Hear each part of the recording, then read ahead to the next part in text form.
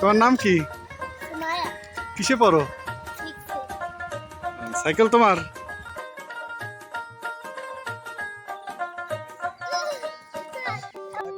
বাদাকাফি ধুলজোড়া চোরারগাতি কৃষি মাধ্যমিক বিদ্যালয়ের শহীদ মিনার চত্বর থেকে শুভেচ্ছা জানাচ্ছি। আজ আমি এসেছি মোহাম্মদপুর উপজেলার চোরারগাতি গ্রামে। আর এই চোরারগাতি গ্রামের চিত্র এবং এই গ্রামের মানুষের জীবন প্রণালী তুলে ধরব আপনাদের সামনে। এই মধুমতি ধানসিঁড়ি নদীর তীরে নিজেকে হারিয়ে যেন পাই ফিরে ফিরে। মনোহরা এই নদীর নাম মধুমতি। বাংলাদেশের দক্ষিণ পশ্চিম অঞ্চলের ৭৪ নং নদী মধুমতি। বাংলাদেশের ৫টি জেলা জনপদের সাথে মিতালি পাতিয়েছে এই মধুমতি নদী। মধুমতি নদীর দৈর্ঘ্য ১৭০ কিলোমিটার। এই মধুমতি নদীর তীরের জনপদ মাগুরা জেলার মোহাম্মদপুর উপজেলার ১ নং বাবুখালী ইউনিয়নের ১ নম্বর ওয়ার্ডের একটি গ্রাম চোরারগাতি।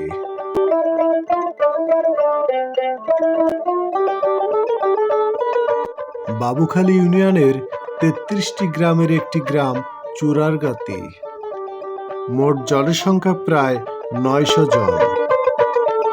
মোট ভোটার সংখ্যা ৬১৩ জন, মহিলা ভোটার ৩০০ জন ও পুরুষ ভোটার ৩১৩ জন। গ্রামের মানুষের বসবাস, গ্রামীণ দৃশ্য ও গ্রামের মাঠ আমাকে করে আকৃষ্ট। তাই তো আমি ছুটে ছুটে আসি গ্রামের পথে প্রান্তরে, তুলে ধরি এই গ্রামের দৃশ্য আপনাদের সামনে।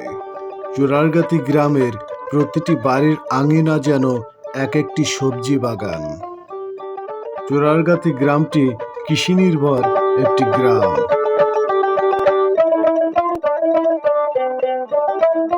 মাঘ ফাল্গুনে সরিষার হলুদ রং আর ধনিয়া ফুলের সাদা রঙে সাজে চোরারগাতির মাঠ। এ যেন বাংলা মায়ের প্রকৃত রূপ। চোরারগাতি গ্রামে হিন্দু মুসলিম সাম্প্রদায়িক সম্প্রীতির মাধ্যমে বসবাস করে আসছে। সবাই একই নদীতে করে গোসল। তাদের মধ্যে নেই কোনো হানাহানি, নেই কোনো দ্বন্দ্ব। আমাদের গ্রামে হিন্দু মুসলমান মিলে আমরা বসবাস করি। আমার ৩০-৩২ বছর বয়সে আজকে আমাকে চোরারগাতি গ্রামে কোনো গ্যাঞ্জাম ফেসাদ আমি দেখিনি।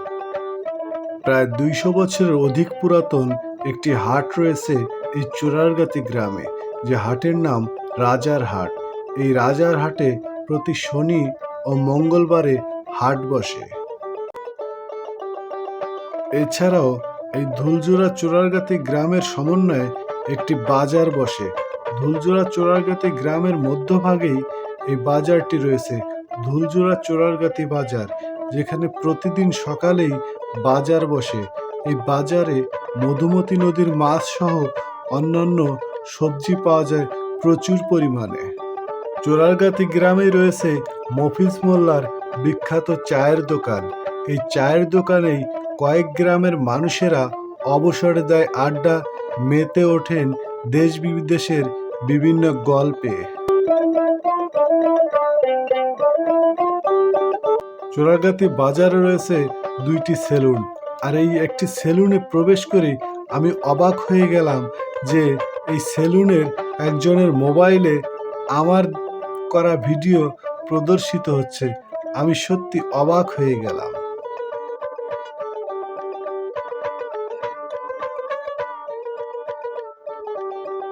চোরারগাতি গ্রামে রয়েছে একটি মাধ্যমিক বিদ্যালয় ও একটি সরকারি প্রাথমিক বিদ্যালয়। মাধ্যমিক বিদ্যালয়টি ১৯২৭ সালে প্রতিষ্ঠিত। বিদ্যালয়ের নাম ধুলজোড়া চোরারগাতি প্রতাপচন্দ্র মাধ্যমিক বিদ্যালয়। বিদ্যালয়টিতে ষষ্ঠ শ্রেণী থেকে দশম শ্রেণী পর্যন্ত পাঠদান করা হয়। মোট ছাত্রছাত্রী সংখ্যা প্রায় ১,০০০ জন। চোরারগাতি গ্রামে রয়েছে ২টি মসজিদ ও ২টি মন্দির।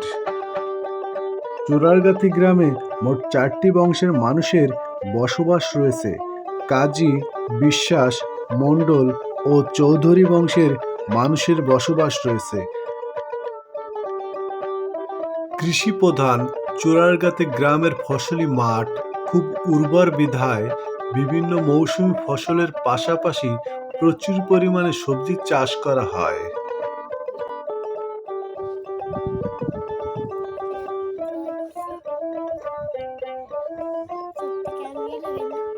চোরারগাতি গ্রামের সবজি খেতে এসে আমার ছেলে আব্দুল্লাহ ইবনে আহসান ও ছোট ভাই অতীশ কুমার বিশ্বাসের ছেলে অরিত্র বিশ্বাস মুগ্ধ হয়ে খুশিতে আত্মহারা। কি এগুলো বলো তো, এটা কি বাঁধাকপি। দেখছো এর আগে কখনো? তুমি দেখছো? তুমি দেখছো? সুন্দর না দেখতে?